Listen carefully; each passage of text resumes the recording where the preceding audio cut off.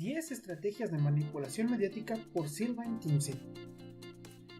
A la izquierda se encuentra Noam Chomsky, a quien le atribuyen la creación de este decálogo y que ha desmentido su autoría.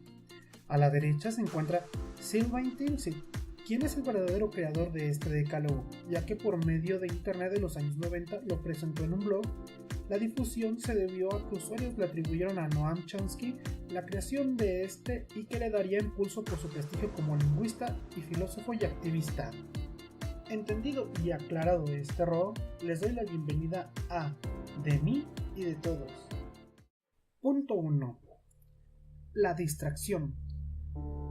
Consiste en desviar la atención del público de los problemas importantes y de los cambios decididos por las élites políticas y económicas, como mediante la técnica del diluvio o inundación, por distracciones y de la información insignificante, impedir que el público se interese por los conocimientos esenciales en el área de la ciencia, economía, la psicología, la neurología, la cibernética, etc. Mantener la atención del público distraída, lejos de los verdaderos problemas sociales, cautivados por temas sin importancia real, mantener al público ocupado sin ningún tiempo para pensar de vuelta a la granja como otros animales. ¿Qué más? Utilizan la religión, utilizan la política, utilizan medios de los cuales deberían de servirnos para no solamente entretener, sino también educar, pero la mayoría de la información que recibimos es solamente basura y demuestra nuestra suma ignorancia de temas esenciales, así como de temas muy generales. Punto 2. Crear problemas y después ofrecer supuestas soluciones. También llamado problema, reacción, solución. Se crea un problema, una situación prevista para causar cierta reacción en el público a fin de que éste sea el demandante de medidas que se desea hacer aceptar. Por ejemplo, generar incertidumbre en la sociedad donde se generan situaciones y problemas como la violencia, la inseguridad, la situación económica y laboral, a fin que el mismo público, ciudadanía, demande leyes de seguridad y políticas en perjuicio de su propia libertad, o aceptar como males necesarios el retroceso social en derechos y servicios públicos, donde nos hagan decir: ¿qué más le hacemos? A trabajar, resígnate. Punto 3. La gradualidad. Para hacer que se acepte una medida inaceptable, basta con aplicarla gradualmente, a cuentagotas, por años consecutivos. Es de esa manera que condiciones socioeconómicas radicalmente nuevas, neoliberalismo, fueron impuestas durante las décadas de los 80s y 90s. Estado mínimo, privatizaciones, precariedad, flexibilidad, desempleo en masa, salarios que ya no aseguran ingresos decentes, tantos cambios que hubieran provocado una revolución si hubiesen sido aplicados de una sola vez. Punto 4. Diferir. Otra manera de hacer aceptar una decisión impopular es la de presentarla como dolorosa y necesaria, obteniendo la aceptación pública en el momento para una aplicación futura. Es más fácil aceptar un sacrificio futuro que un sacrificio inmediato. Primero, porque el esfuerzo no es empleado inmediatamente. Luego, porque el público, la masa, tiene siempre la tendencia a esperar ingenuamente que todo irá mejor mañana y que el sacrificio exigido podrá ser evitado.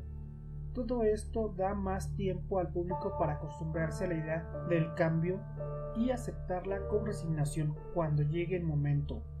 Un ejemplo de esto, y que venimos arrastrando y más en algunos otros estados, es la tenencia vehicular, la cual se creó con el fin de solventar los gastos para los Juegos Olímpicos de 1968 y que actualmente algunos estados siguen permaneciendo vigente este impuesto.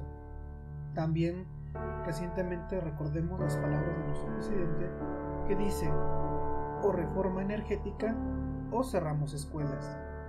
Punto 5. Dirigirse al público como criaturas de corta edad.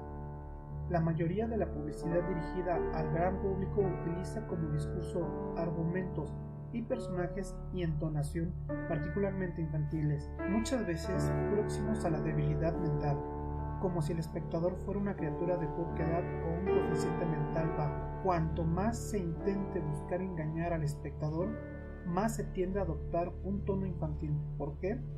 Si uno se dirige a una persona como si tuviese una edad de 12 años o menos, entonces, en razón de la sugestionabilidad, ella tendrá con cierta probabilidad una respuesta o reacción también desprovista de un sentido crítico, como la de una persona de 12 años o menos de edad.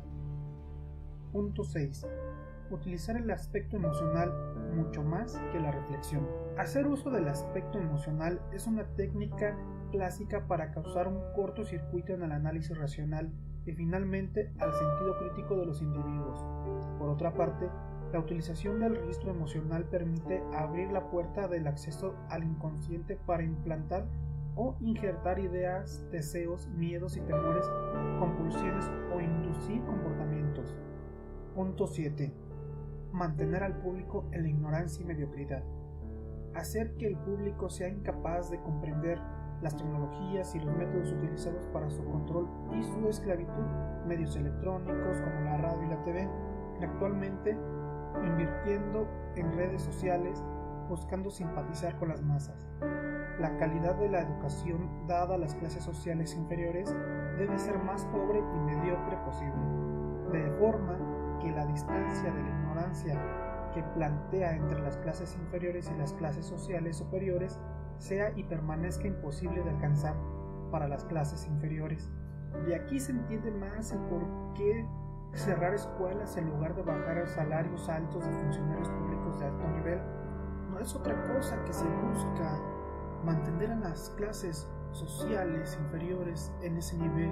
De por sí ya estábamos llegando muchos a la clase media, los de la clase media alta y la clase media alta a la clase alta, y esta situación económica que se revive en México vuelve a regresarnos a que esas clases no puedan resurgir. A razonar, se nos enseña a obedecer órdenes y a ser esclavos de otras personas. Punto 8. Estimular al público a ser complaciente con la mediocridad. Promover al público a creer que es moda el hecho de ser estúpido, vulgar e inculto. Punto 9. Reforzar la autoculpabilidad.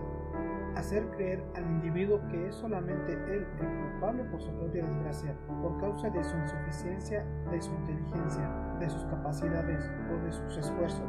Así, en lugar de rebelarse contra el sistema económico, el individuo se autodesvalida y se culpa, lo que genera un estado depresivo, uno de cuyos efectos es la inhibición de su acción, y sin acción no hay reacción. Punto 10. Conocer a los individuos mejor de lo que ellos mismos se conocen.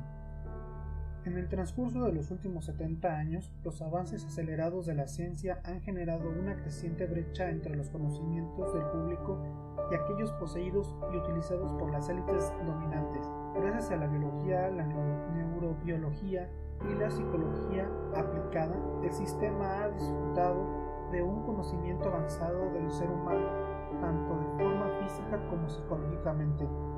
El sistema ha conseguido conocer mejor al individuo común de lo que él mismo se conoce.